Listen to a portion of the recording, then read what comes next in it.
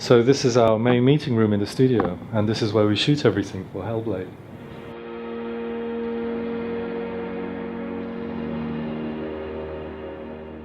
It's quite a departure from how we normally shoot stuff on our previous AAA games like DMC or Heavenly Sword or Enslaved. For them we went out to places like Giant Studios or Weta Digital, where they also shoot big movies. Usually we'd have a crew of about 20 or 30 people on set, so you'd have multiple actors, a few camera operators, a couple of video editors, and all the technical and support crew that you need for a major shoot.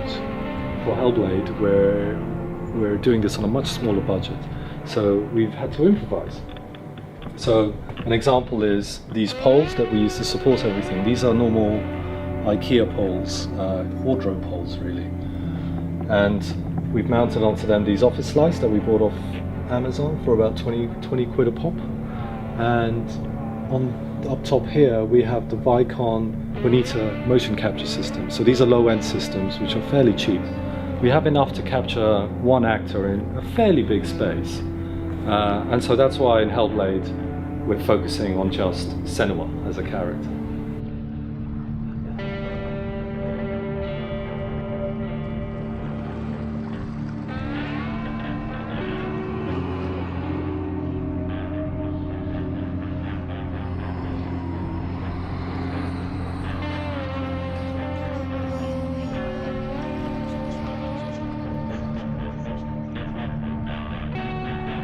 But as we're also capturing voice as well as face and body, we need to soundproof the place. So for that, we bought these curtains, and they dampen most of the sound in the room, so they're pretty good for that.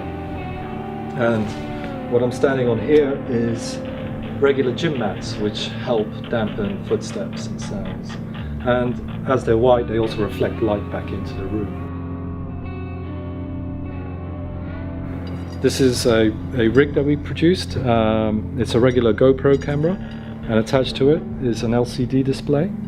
And so I would move around the scene and just capture live with video what's going on. So I've got a good idea of the framing, and because the camera's got markers on it, every nuance of the camera is being captured with the scene. Although we only have one camera and one camera operator, we felt we could use this to our advantage by having only continuous shots without cuts in the scene. And this gives a feeling that the viewer is an observer, like a presence, watching Senua throughout. So it informs the style of the storytelling.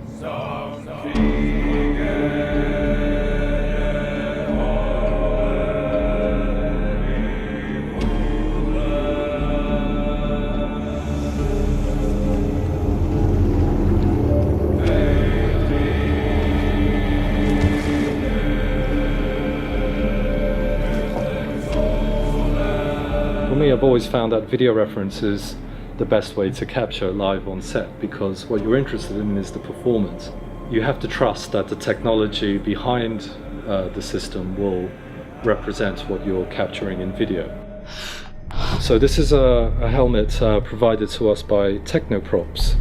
And you can get different configurations of these kinds of things. So you can have like 4 cameras or a mono camera, but we felt like 2 cameras offered the best compromise between the quality of the capture and it just being lightweight and comfortable for the actor to wear, because what you're trying to do is to capture as natural a performance as you can. So the more stuff that gets in the way of that, the harder that becomes. It's actually the audio equipment that turns out to be the most expensive part of the setup. So this is an example of the microphone that we would use, and we would mount it just here above the head. That way it stays out of the way of any breathing sounds, and the quality is good. You know, you get a little bit of humming and noise, but that's stuff that you can always clean up. And over on this side we've got a handy microphone. So because we're capturing everything all audio live, we can't shout out directions or play music. So often we would pre-record VO and director notes before the actual scene, and then play it back using these wireless headphones. So both myself and the actor would wear these, and you can hear the VO and pacings that were recorded. What is she looking at? What is she leaving behind? It's not too late to get into the boat and go back. No one will judge her. No one will ever know. And in terms of crew, we only really need 3 people on set. Someone to look after the audio, someone to look after the mocap, and then myself directing, and of course the actor on top of that. You are surrounded, trapped like an animal, hiding in a dark, cold pit. And now here it comes, in for the kill. Are you gonna let it slaughter you? No! Then get up! It works. We're capturing face, voice, body, and camera motion all at the same time. And all of this we've produced for a fraction of the price we would normally spend. So for about the price of a smart car.